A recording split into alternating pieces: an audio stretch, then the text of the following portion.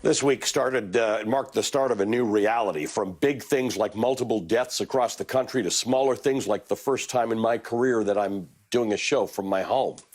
Everything's going to be different now, and when we come through this, things will have changed drastically. But different doesn't have to be bad.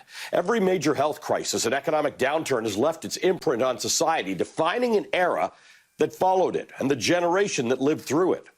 How this one defines us is, in fact, within our control. We can take this moment to change the policies that have failed us. America is the richest nation on earth, and yet this morning, 37.5 million Americans, many of them children, will struggle to feed themselves. 30 million Americans lack health insurance. This morning, an estimated 500,000 Americans woke up in a homeless shelter or worse, on the streets. This happens every single day in the richest country in the world. When it comes to changing big policies, the response is either that it costs too much or it's too hard to do. But how will you pay for it, we ask? We all know, even the privileged among us like me, that our capitalism is broken.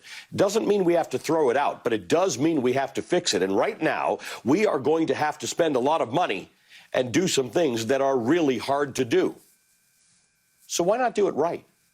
Why not be the first generation that fixes wealth disparity and income inequality and universal health care and poverty and homelessness and racial economic inequality and crushing college debt and underfunded public schools and underpaid teachers and the nurses who may save your life in the coming weeks?